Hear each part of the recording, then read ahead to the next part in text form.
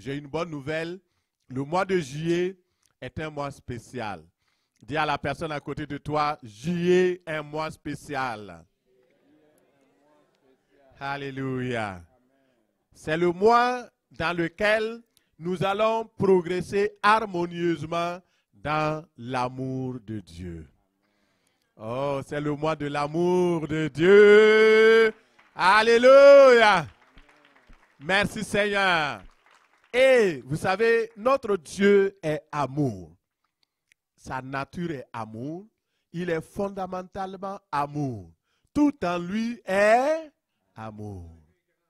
Avec un grand A. Waouh. Voilà quelqu'un qui, ma foi, ça va chauffer. Merci Seigneur. Gloire à Dieu. Merci Seigneur. Nous pouvons déjà voir cet amour-là dans le livre de Éphésiens. Éphésiens 3, versets 14 à 19. Tellement l'apôtre Paul était touché par l'amour de Dieu qu'il priait. Il demandait que l'amour de Dieu soit révélé aux enfants de Dieu. Et si nous ouvrons donc ce passage-là, Éphésiens 3, 14 à 19, nous pouvons le lire, s'il est disponible, bien sûr. Vous pouvez mettre un peu plus, au moins 2 versets, 3 versets. Nous allons pouvoir le lire ensemble et la régie technique. Donc, nous allons lire la parole de Dieu ensemble et nous avons appris à le lire et ça fait du bien. Amen. Et nous allons lire au nom de Jésus. Amen. 1, 2 et 3.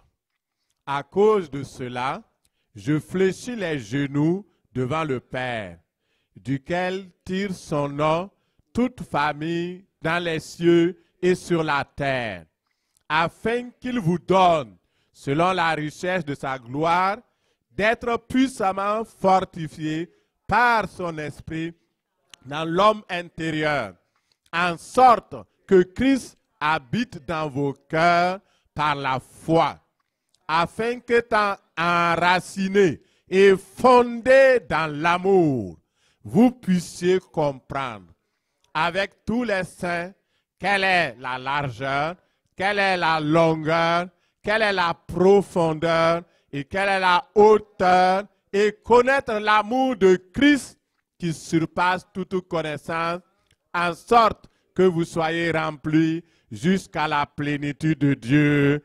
Amen. On acclame le Seigneur pour sa parole. Merci Seigneur.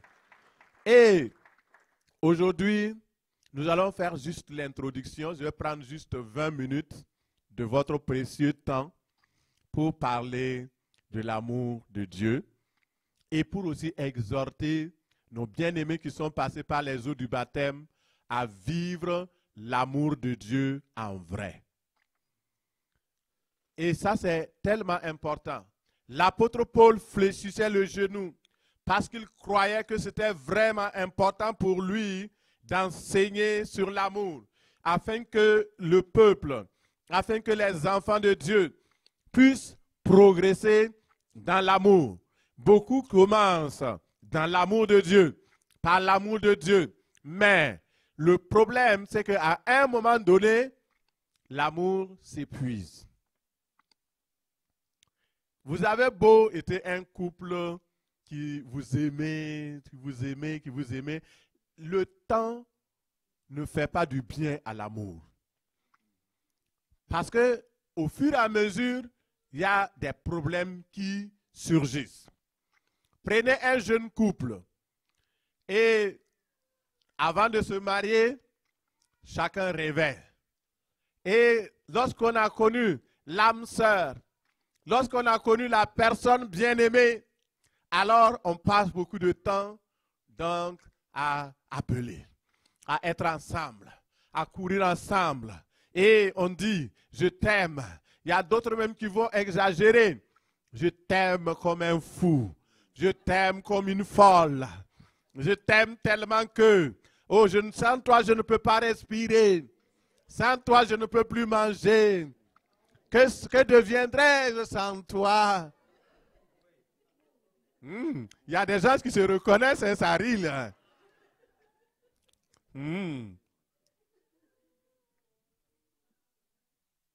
Et le temps vient où on est ensemble. Un jour, 2 jours, on découvre les petits défauts. On découvre les petites affaires, les bibites. Et après, la première chicane, deuxième chicane, troisième chicane. Et après, alors, on se met dos. Et ça, hein, c'est pour montrer que cet amour-là n'est pas parfait. Parce que ce n'est pas l'amour de Dieu. C'est l'amour entre deux personnes. Mais lorsque vous recevez l'amour de Dieu véritablement dans votre vie, vous allez savoir que l'amour de Dieu est une puissance. L'amour de Dieu est une force. Et cette puissance de Dieu qui vient pour vous et dans votre cœur transforme votre être entier. Et vous voyez, c'est la puissance de l'amour qui les a attirés à se faire baptiser.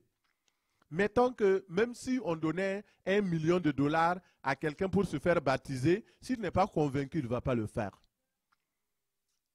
Mais l'amour de Dieu les a attirés. L'amour de Dieu les a vaincus. L'amour de Dieu les a convaincus. Et alors, par la foi, ils ont donné leur vie au Seigneur et ont compris que Jésus, sa volonté, c'est ce qu'il faut faire. Et l'amour de Dieu nous amène à faire la volonté de Dieu. Si vous ne faites pas la volonté de Dieu, c'est que vous n'aimez pas assez Dieu. C'est ça. Avant de me marier, ma femme était à 80 km de là où j'habitais. Souvent, je quittais la nuit pour aller. Il y avait du danger. Souvent, je faisais des pannes. Et il n'y avait même pas des gens pour me dépanner à côté. Je vais cogner toutes les portes. Il y avait du danger. Un jour, là, mon épouse était là. On partait vraiment donc chez elle. Et pour la déposer, c'était la nuit. Et on a tellement traîné à cause des pannes et autres qu'il était minuit passé. Et c'était même l'heure où le monde spirituel a commencé à fonctionner et très dangereusement. Nous avons vu une grande lumière. Quand les gens parlent de la lumière des feux follets, de la lumière des sorciers, des sorcières, là, c'est vrai, hein? Moi je l'ai vu. Et dans cette lumière-là, il y avait du bruit, des personnes qui parlaient. Et ça fonçait sur nous. J'avais grâce à mon épouse et moi, et on a commencé à prier. Puis, cette lumière qui nous pourchassait est partie tomber à l'avant et nous avons continué. Regardez, c'est la puissance de l'amour. J'aime ma femme, hein, parce que c'est là que, à un moment donné, je faisais tout pour elle. Elle faisait aussi tout pour moi. Il y avait des sacrifices qu'on faisait pour chacun, l'un pour l'autre. Et c'est ça. Et Dieu, pour montrer son amour pour nous, il a fait le plus grand sacrifice. Dans Jean 3, verset 16, la parole de Dieu dit, « Car Dieu a tant aimé le monde, qu'il a donné son Fils unique, afin que quiconque croit en lui ne périsse pas, mais qu'il ait la vie éternelle. » Alléluia. Quel amour profond. Et Dieu veut que nous connaissions l'amour. Mais lorsque nous l'avons saisi, que nous puissions progresser dans l'amour de Dieu au nom de Jésus. Ce matin, je vous parle de vivre pour aimer Dieu. Vivre pour aimer Dieu. Qu'est-ce que cela signifie? En français, le mot amour est très faible. On dit que c'est un mot polysémique parce qu'il présente plusieurs sens, plusieurs significations. Vous voyez souvent, le mot français aimer, c'est trop faible. On dit j'aime une fleur, j'aime une femme, j'aime un homme, j'aime Jésus, j'aime Dieu, mais c'est trop faible. Et je vais vous dire, en grec, il existe 4 façons d'exprimer l'amour. 4 façons d'exprimer l'amour.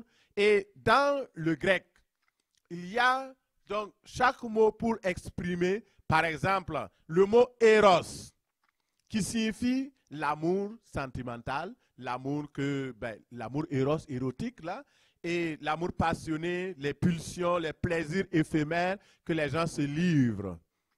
Ça, c'est eros. Donc, quand quelqu'un te dit « je t'aime », là, demande-lui, c'est quel type d'amour? Ah, c'est vrai, hein? Il faut lui demander, c'est quel type d'amour? Est-ce que tu es dans Eros? Si c'est Eros, laisse-moi, je ne suis pas dedans.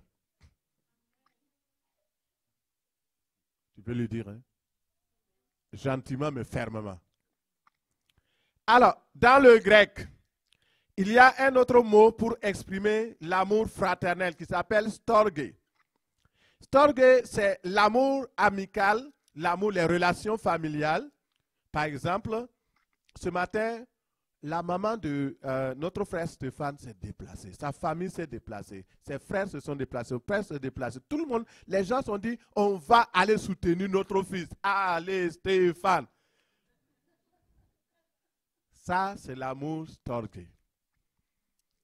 C'est un amour loyal, un amour protecteur, l'amour familial. Et c'est un très beau trait de l'amour. Alléluia. Mais nous avons un autre plus grand. Encore, ça va un peu plus, on progresse. Vous voyez, la progression dans l'amour. Et lui, c'est l'amour philia ou philéo, dépendamment des traductions. Et cet amour-là est basé sur l'amitié qui se résout lorsque l'autre est heureux et bien. L'amour qui existe entre amis, entre son proche et pour le prochain. On cherche le bien de l'autre, on veut que l'autre soit à l'aise, on le respecte. C'est là qu'il y a la collaboration, la coopération, la camaraderie. C'est ça qu'on appelle aussi l'amour fraternel. Philéo, philéa. Et vous avez un autre mot qui exprime un autre niveau de l'amour. Donc vous avez Eros, ça c'est le plus bas. C'est l'amour le plus bas, là. Si quelqu'un te dit qu'il t'aime de cet amour-là, il faut commencer à demander si c'est vraiment bon. Okay. Mais on va aller plus loin. Storge, après philia. Et un autre niveau, agapé. L'amour agapé, c'est l'amour divin. L'amour de Dieu. Un amour spirituel. L'amour le plus pur et le plus inconditionnel qui existe.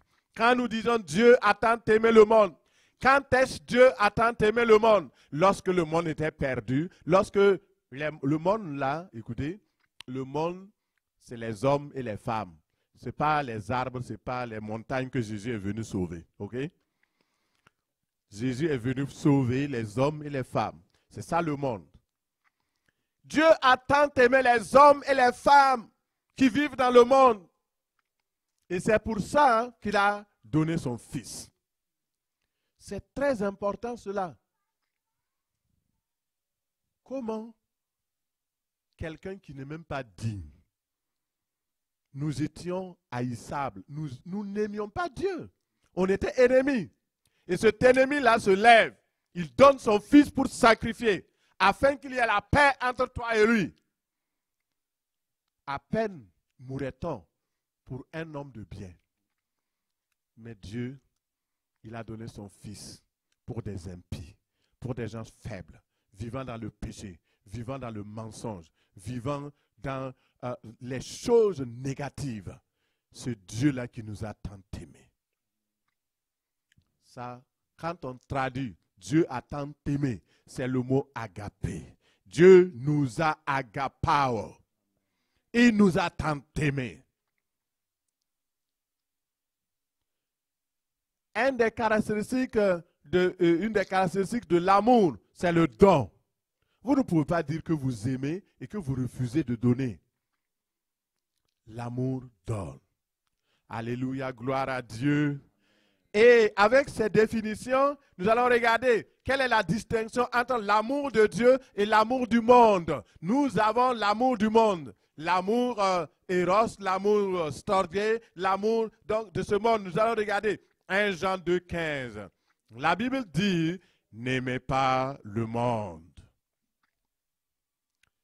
N'aimez pas le monde. Car l'amour, les choses qui sont dans le monde, et il dit, ok, reprenons. 1 Jean 2,15. N'aimez point le monde, ni les choses qui sont dans le monde. Si quelqu'un aime le monde, l'amour du monde n'est point en lui. Car tout, l'amour du Père n'est point en lui. Merci Seigneur. Merci de me corriger. Je reprends. Merci Seigneur. Reprenons, on va le lire ensemble. Merci Seigneur. C'est très court, on va le lire. 1, 2 et 3. N'aimez point le monde, ni les choses qui sont dans le monde. Si quelqu'un aime le monde, l'amour du Père n'est point en lui. 16. Car tout ce qui est dans le monde, la convoitise de la chair, la convoitise des yeux et l'orgueil de la vie ne vient point du Père, mais du monde. 17. Et le monde passe, et sa convoitise aussi, mais celui qui fait la volonté de Dieu demeure éternellement. Amen. Amen. Gloire à Dieu. Merci Seigneur pour ta parole. Alors, le Seigneur dit, n'aimez pas le monde. Il faut comprendre que quand Dieu dit de ne pas aimer le monde, ça ne veut pas dire la terre, le monde, tout ce qui est là, l'univers. Non, Dieu a créé le monde pour que nous puissions jouir de tout ce qui est dans le monde. Ce n'est pas de ça que Dieu parle. Quand Dieu dit de ne pas aimer le monde, il ne parle pas des hommes et des femmes créés à l'image de Dieu que Dieu aime. Non, ce n'est pas ça. Quand Dieu dit de ne pas aimer le monde, il s'agit de ne pas aimer le système de ce monde. Le monde a un système qui a servi. Vous savez, le prince de ce monde, c'est qui? C'est le diable. C'est Satan. Et il a tellement conquis le monde, il a tellement façonné le monde, il a tellement mis sens dessus et dessous le monde, et de sorte que le monde entier est sous son emprise. Le système de pensée de l'homme qui se rebelle contre Dieu.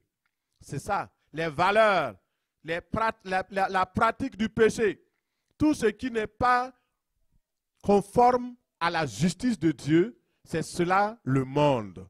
Le monde signifie dans ce passage l'esprit charnel, mauvais, corrompu. Depuis la chute, le péché règne dans le monde et on appelle cela la mondanité. C'est une expression qui signifie l'esprit qui caractérise le monde, l'attachement aux biens de ce monde, les superficialités de ce monde, les vanités, les obscénités, toutes ces affaires-là. Dieu dit de ne pas les aimer. Et l'amour du monde se manifeste au travers de 3 choses. La première chose, c'est la convoitise de la chair. Tout ce qui concerne les désirs, les pensées impures, la jouissance des sens, les mauvais désirs du cœur, l'appétit, tout ce qui nous amène à nous enflammer dans des plaisirs sensuels et sexuels, toutes ces affaires-là. Deuxièmement, la convoitise des yeux. C'est tout ce qui nous amène à envier, à vouloir posséder les choses de ce monde, les richesses de ce monde. Et finalement, l'orgueil de la vie. Ce sont les aspirations qui souvent sont des ambitions grandioses, fallacieuses, la splendeur, la vanité, toutes ces affaires-là. Dieu dit non. N'aspirez pas à cela. Alléluia. Pourquoi? Parce qu'il y a un danger quand nous aimons le monde. 1 Jean 2, 17 nous dit, le monde passe et sa convoitise aussi passe. Or, si nous aimons quelqu'un, nous nous accrochons à quelqu'un que nous aimons, si la personne est en danger, vous aussi vous êtes en danger, oui ou non? C'est ça. Alors, si vous vous accrochez au monde, si quelqu'un aime le monde, lorsque le monde va passer, la personne aussi va passer. Si quelqu'un n'est pas ami de Dieu, il est ami du monde. Si vous êtes ami du monde, vous ne pouvez plus être ami de Dieu. Ce matin, nous avons la grâce, nous avons des amis de Dieu. Et nous sommes amis de Dieu. Alléluia. Merci Seigneur, tu es ami de Dieu. Acclame pour ton ami. Alléluia. C'est parce que tu aimes Dieu que tu es là. C'est parce que Dieu t'aime que tu es là. Et nous sommes des amis. Et ceux qui s'attachent au monde périssable, ils vont avoir le triste sort de disparaître un jour. Vous savez, c'est ça. Si le croyant continue d'aimer le monde, comme les infidèles, les incroyants du monde, ils vont finir malheureux. Parce que ceux qui n'aiment pas Dieu ne peuvent pas hériter du royaume de Dieu. Et l'amour du monde est une idolâtrie. Et nous ne devons pas pratiquer l'idolâtrie. Nous savons que les idolâtres ne vont pas hériter du royaume de Dieu. Le monde, c'est ce que nous avons laissé pour suivre Christ. Le monde derrière moi. C'est ça. On laisse le monde et on suit le Christ. Dans Ésaïe 55, verset 6, il dit, « Cherchez l'Éternel pendant qu'il se trouve, invoquez-le tandis qu'il est prêt. Que le méchant abandonne sa voie et l'homme d'iniquité ses pensées. Qu'il retourne à l'Éternel qui aura pitié de lui, à notre Dieu qui ne se lasse pas de pardonner. Car mes pensées ne sont pas vos pensées et mes voix ne sont pas vos voix, dit l'Éternel. » Alléluia. Chacun de nous, le Seigneur nous parle ce matin. Il dit, hâtons-nous de rechercher Dieu. Cherchons-le pendant qu'il se trouve. Il y a un moment où il ne se trouvera pas. Il y a un moment où ce sera trop tard. Il y a un moment où la porte sera fermée. Lorsque vous aimez Dieu, Dieu vous accorde sa paix. Dieu vous accorde sa joie.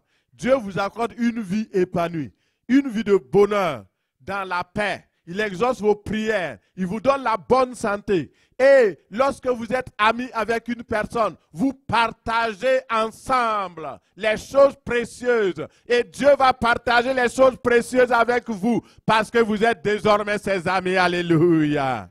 Vous êtes désormais ses amis. Et les choses précieuses qui appartiennent à Dieu vous appartiennent désormais. La Bible dit, le secret de l'Éternel est pour ceux qui le craignent.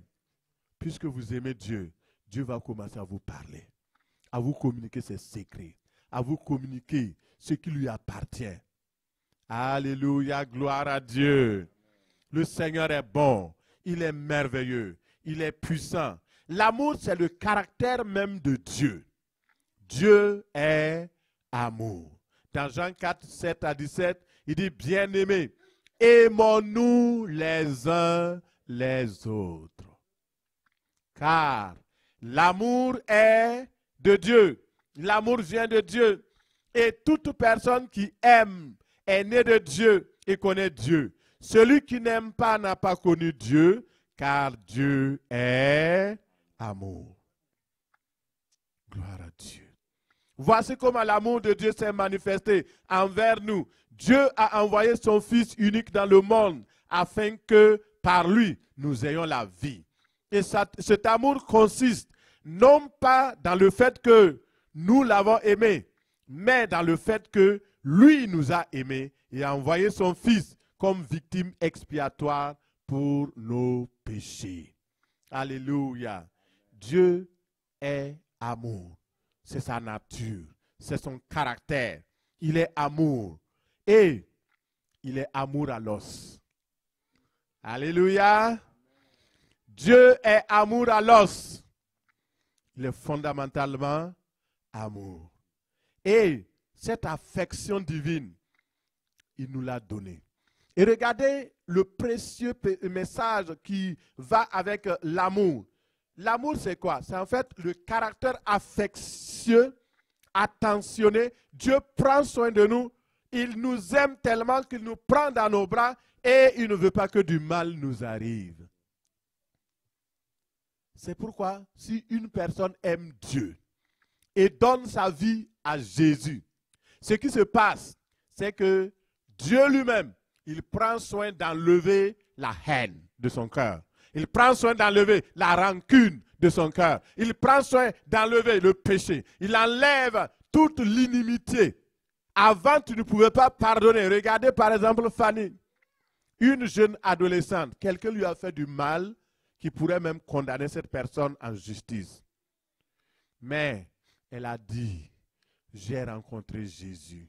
Jésus est capable de me pardonner. Parce que lui, il a été cloué à la croix. Il n'a rien fait. Moi, j'étais normalement condamné. C'est moi qui devais aller en enfer. Mais il a pris ma place. À cause de cela, moi aussi, quand je regarde le sacrifice de Jésus, ce que le Christ a fait à la croix, je peux pardonner. Alléluia. On apprend à pardonner avec des personnes qui pardonnent. Jésus, notre ami, pardonne. Alors nous aussi, nous apprenons à pardonner. C'est ça. L'amour est contagieux. Si vous êtes avec une personne qui aime, vous aussi vous apprenez à aimer. Le Seigneur Jésus-Christ nous aime. C'est pourquoi il met l'amour en nous. La Bible dit dans Romains que l'amour du Père a été versé dans notre cœur par le Saint-Esprit qui nous a été donné. À partir d'aujourd'hui, l'amour de Dieu est venu dans votre cœur. Le Saint-Esprit déverse l'amour. L'amour, c'est le fruit de l'Esprit. L'Esprit de Dieu va faire grandir cet amour. Et vous allez progresser dans l'amour. Au nom de Jésus. Alléluia. J'aime le Seigneur parce que lorsqu'il nous a aimés, il n'a pas mis de conditions. Il nous a aimés tels que nous sommes. Tels. Voici à quoi ressemble l'amour de Dieu. Prenons cela et nous allons prier. Nous allons juste nous arrêter là pour la définition de l'amour. 1 Corinthiens 13, 4 et 8 nous dit. J'aimerais bien qu'on lise ça ensemble. Waouh, ça va être beau. Vous allez apprécier tout de suite. Alléluia. 1 Corinthiens 13, 4 à 8. Oh, ce n'est pas la bonne version. Mettez-moi une version où on parle d'amour. La charité, là, c'est bien quoi? J'aime mieux l'amour.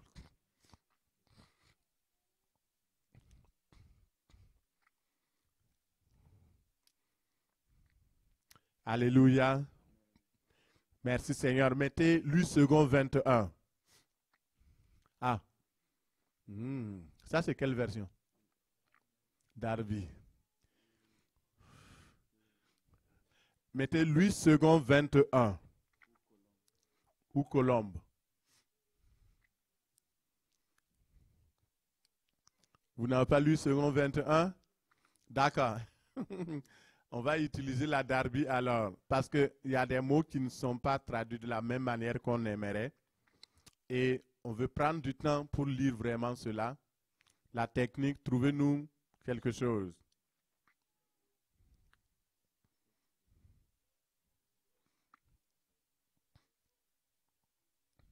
Ok, c'est beau. Laissez, on va lire le Darby. Donc, dans la version Darby, nous lisons au nom du Seigneur à 3. 1, 2 et 3. L'amour use de longanimité. Il est plein de bonté. L'amour n'est pas envieux. L'amour ne se vante pas. Il ne s'enfle pas d'orgueil. Il n'agit pas avec inconvenance. Il ne cherche pas son propre intérêt. Il ne s'irrite pas. Il n'impute pas le mal. Il ne se réjouit pas de l'injustice, mais se réjouit avec la vérité. Verset suivant. Il supporte tout, croit tout, espère tout, endure tout. L'amour ne périt jamais. Or, y a-t-il des prophéties? Elles auront leur fin. Y a-t-il des langues? Elles cesseront.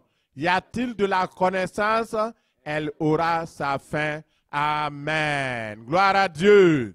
Merci Seigneur. Nous bénissons le Seigneur pour sa parole. L'amour tel que décrit ici. c'est l'amour de Dieu. Un amour patient.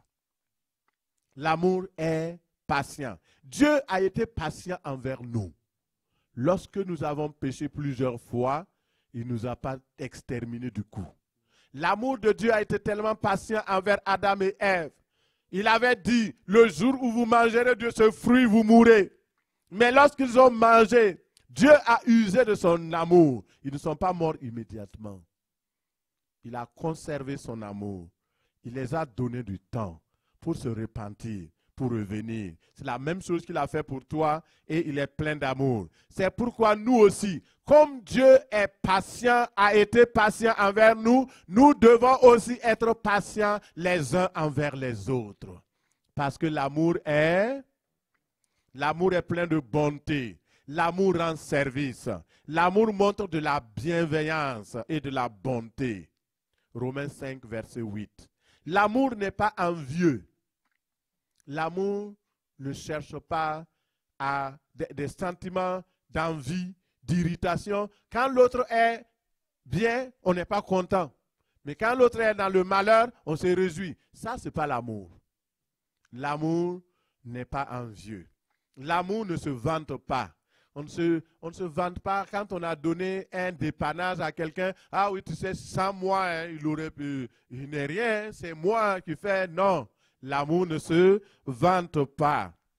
L'amour ne s'enfle pas d'orgueil. Ça veut dire que l'amour ne prend pas la gloire de Dieu pour nous. Quand Dieu a fait quelque chose, on lui redonne toute la gloire. L'amour vrai, l'amour ne fait rien de malhonnête. Pas de faux semblants, pas de mauvaise foi. L'amour est pur. L'amour ne cherche pas son intérêt. L'amour cherche l'intérêt de l'autre. Est-ce que tu cherches l'intérêt du royaume de Dieu? Est-ce que tu cherches l'intérêt de ton frère et de ton frère? Si tu commences à le faire, tu es dans l'amour. L'amour ne s'irrite point. L'amour ne s'irrite pas. Ah, on s'est fâché. Souvent, j'entends les gens, des croyants, je ne sais pas s'ils sont nés de nouveau, mais je ne sais pas s'ils sont bien nés de nouveau. Peut-être qu'ils sont nés de nouveau, mais ils ne sont pas bien nés de nouveau. Je ne comprends pas. Un croyant en Jésus, tu dis, ah, est-ce que tu as appelé ton frère un tel? Non. Je dis, mais pourquoi? On ne se parle plus. Je dis, mais pourquoi vous ne vous parlez pas? On est fâchés. Je suis en froid avec lui. En froid. Tu es congelé, oui.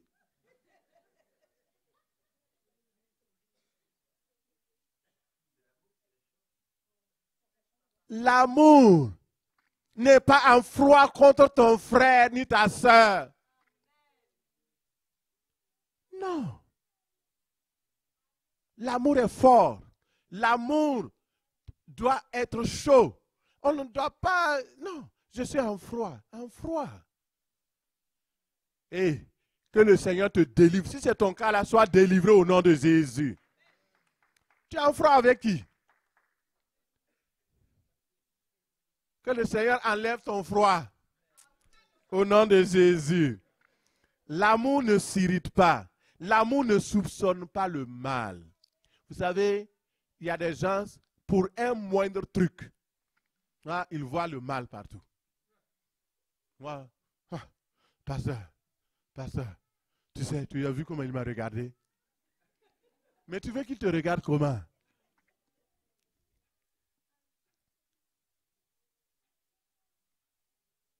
L'amour est simple.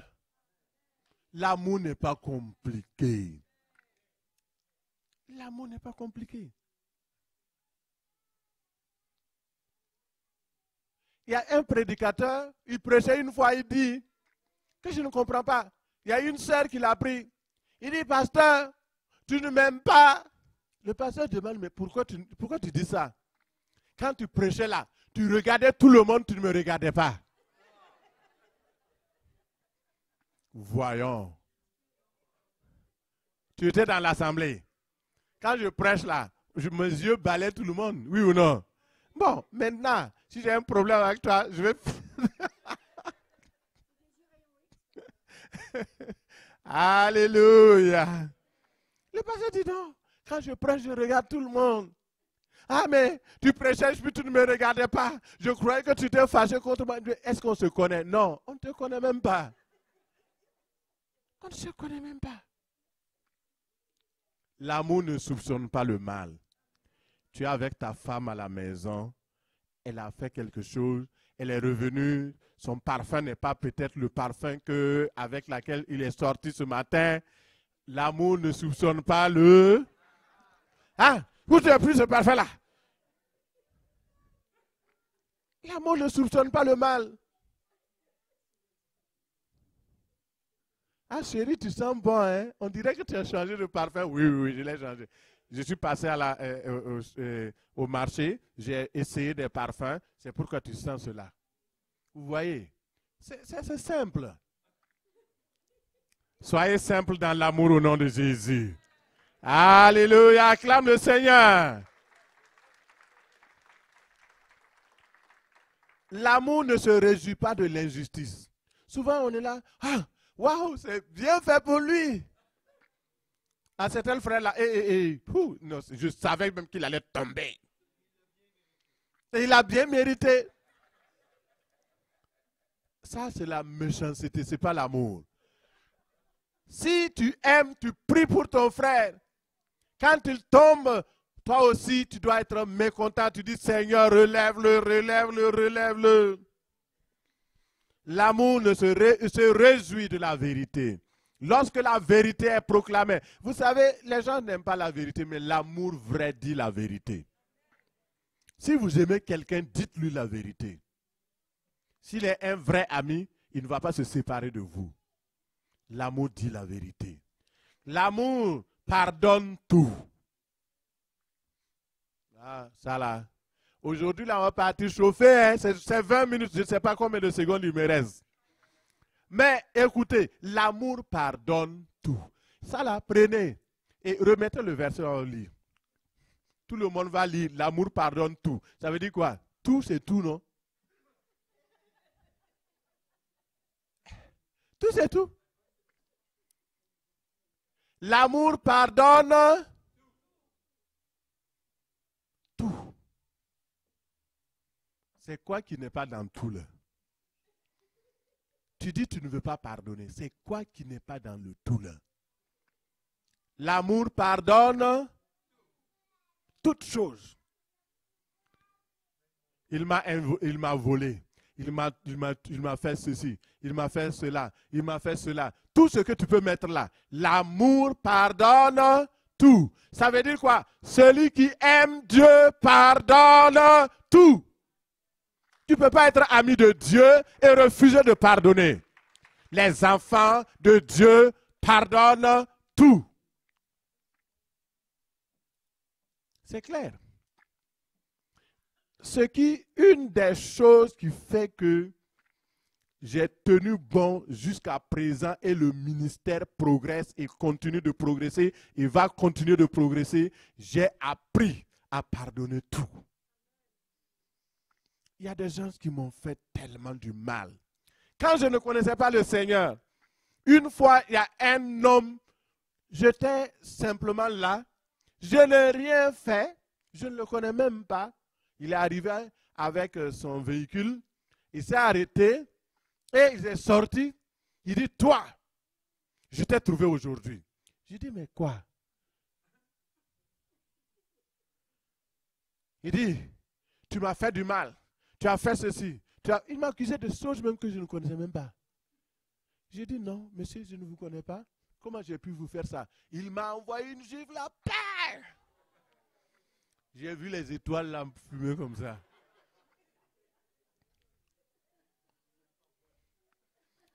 Et je me suis arrêté. J'ai dit, messieurs, je n'ai pas la force de vous frapper. Mais je vous repère et je vais chercher tout sur vous. Et même si ce sont vos arrière-petits-fils, je vais me venger sur eux. Ce jour-là, c'est ce que j'ai dit. Ça fait près de 30 ans en arrière. Là. Un jour, j'étais à une prédication d'un homme de Dieu, le pasteur Mamadou Karambiri. Il prêchait sur le pardon et sur l'amour. Et il a dit, tu es là ce matin, si tu ne pardonnes pas, Dieu aussi ne te pardonnera pas. J'ai dit, oh!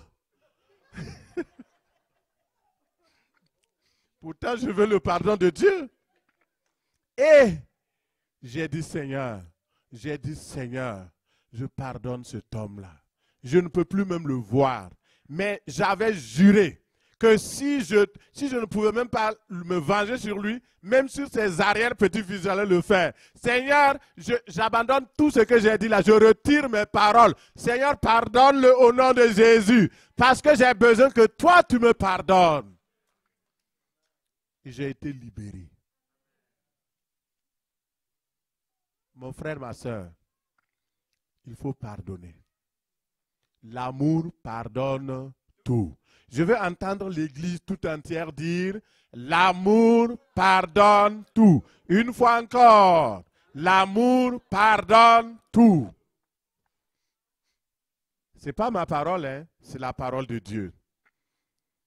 L'amour pardonne tout. L'amour croit tout. Ça veut dire quoi? Si tu aimes Dieu, tu crois tout ce qui est dans la parole de Dieu. Tu ne fais pas une croyance sélective. Ah, là, c'est vrai. Dieu a dit ça. Ah oui, si c'est les bénédictions, là, je prends. Quand Dieu dit maintenant de marcher dans la justice, ah non. Ah, non, pasteur, c'est quand même dur. Même si c'est écrit dans la Bible, non. L'amour croit tout. Ah, je crois qu'il y a beaucoup qui ont compris ce verset-là aujourd'hui. Merci Seigneur. L'amour espère tout. L'amour espère tout ce qui est écrit dans la parole. L'espérance de la vie éternelle. Vous ne pouvez pas être un vrai chrétien né de nouveau. Vous avez fait la bagarre avec votre femme, vous ne pouvez pas pardonner. L'amour pardonne tout. Vous avez fait la bagarre avec votre frère, votre mari. Vous dites non, je peux pardonner tout, sauf ça. Ça veut dire que tu n'es pas en conformité avec la parole de Dieu. L'amour pardonne. Voilà. L'amour supporte. Écoutez, quand on dit que l'amour supporte tout, vous savez ce que ça veut dire? Il y aura un moment dans la vie avec votre frère, votre soeur, avec les uns et les autres, même avec ton pasteur. Tu vas trouver que ton pasteur est devenu insupportable. Et c'est en ce moment qu'il faut déployer l'amour. Parce que l'amour supporte. Moi aussi, je vous supporte. C'est comme ça. L'amour supporte tout. À un moment donné, votre mari va devenir insupportable. C'est en ce moment qu'il faut déployer l'amour pour supporter tout. À un moment donné, votre femme devient insupportable. C'est là qu'il faut déployer l'amour agapao pour pouvoir supporter votre femme. L'amour supporte tout. Christ a supporté tout à la croix. Il a porté nos fardeaux. Il a porté nos péchés. Il a supporté nos mauvaises manières de faire. Il est mort à la croix pour nous. L'amour ne meurt jamais. Dans ma version, c'est écrit, l'amour ne meurt jamais. L'amour ne périra jamais. Alors, l'amour ne meurt pas. Ça veut dire, si votre mariage est basé sur l'amour, votre mariage ne peut pas mourir. Et l'amour ne meurt pas. Donc l'amour ne divorce pas. C'est clair. Le divorce, c'est la mort du mariage. Et ça, c'est nouveau hein, pour beaucoup. Mon frère, Dieu t'aime tellement qu'il t'a amené ici ce matin pour te parler de l'amour. L'amour ne meurt pas. Toutes choses vont passer, mais l'amour demeure. Nous allons nous tenir debout pour prier. Alléluia, merci Seigneur. Ce matin, nous te disons merci pour le don de l'amour.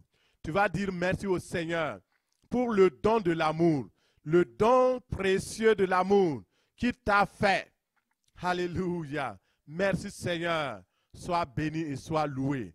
Dis merci au Seigneur. Lève la main vers le Seigneur si tu peux. Dis merci au Seigneur pour l'amour. Dis merci au Seigneur pour l'amour. L'amour de Dieu, si grand, si profond. Un amour merveilleux. Un amour sans faille. Cet amour merveilleux. Alléluia. Gloire à toi, Seigneur.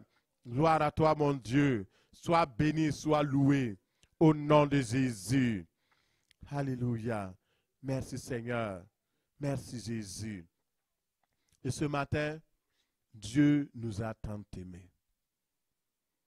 Est-ce que nous voulons répondre à son amour? Un amour si grand, un amour si puissant, un amour. Et si nous devenons amis de Dieu, est-ce que vous savez qu'il y a des bénéfices à devenir amis de Dieu? Il y a des avantages à devenir ami de Dieu. Et si tu es là ce matin, tu n'es pas encore ami de Dieu.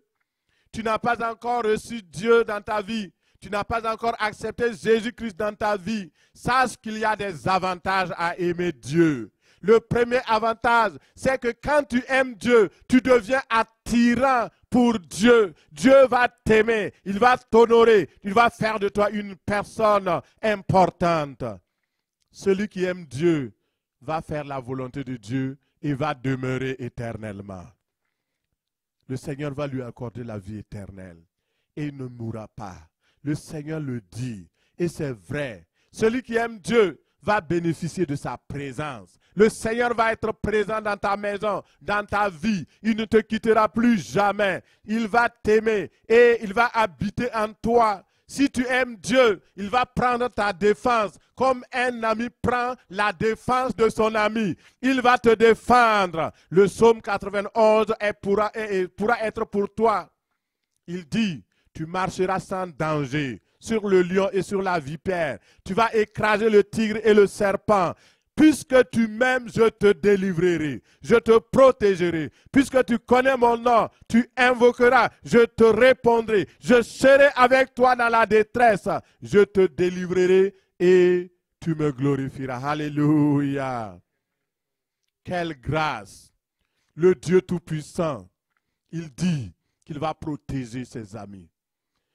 Est-ce qu'il y a quelqu'un qui veut, si tu n'es pas encore ami de Dieu, est-ce que tu veux être ami ce matin? C'est simple de devenir ami de Dieu. Il suffit de lui demander. Si tu es là, n'aie pas honte. Je te demanderai simplement, tu peux lever ta main. Je ne te demanderai pas de venir devant. Mais nous allons prier avec toi. Tu veux devenir ami de Jésus. Tu veux devenir ami de Dieu.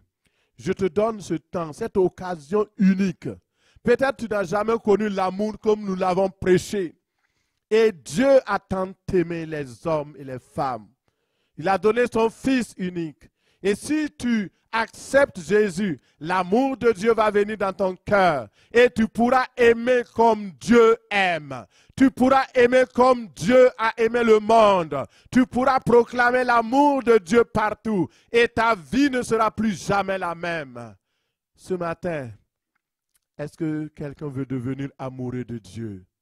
Ami du Tout-Puissant, juste levez ta main et je vais prier pour toi.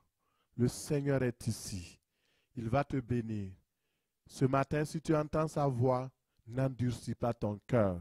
Si tu n'es pas ami de Dieu, tu es ennemi de Dieu.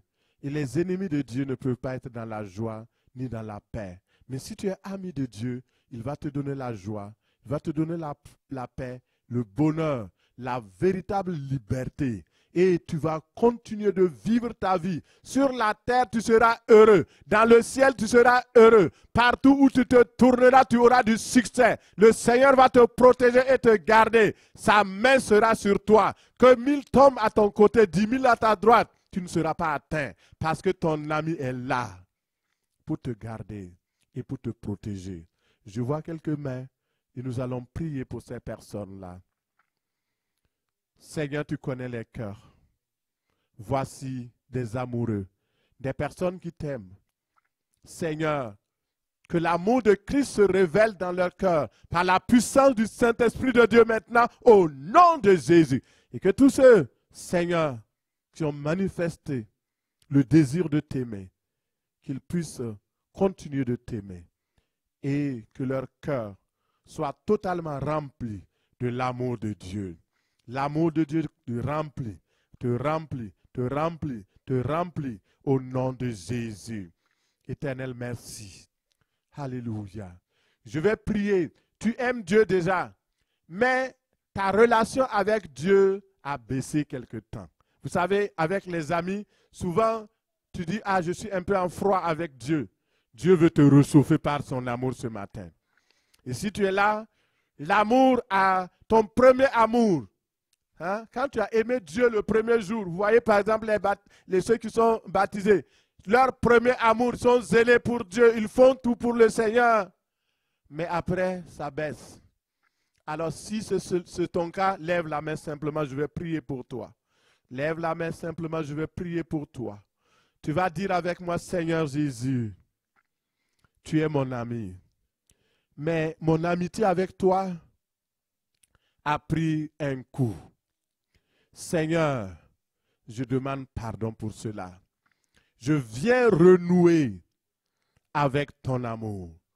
Aujourd'hui, je prends la décision de réchauffer notre amour. Viens encore, remplis-moi à nouveau. Remplis-moi à nouveau de ton amour au nom de Jésus. Amen. Vous ne priez plus, je vais prier pour vous. Seigneur Jésus, merci de remplir. Remplis-les par ton amour. L'amour de Dieu. L'amour agapé. L'amour divin et spirituel. Mais aussi l'amour, oui, philia. Cet amour-là qui permet d'aimer mon frère, ma soeur, d'aimer mon prochain comme moi-même. Seigneur Jésus, remplis leur cœur. Remplis-les au nom de Jésus.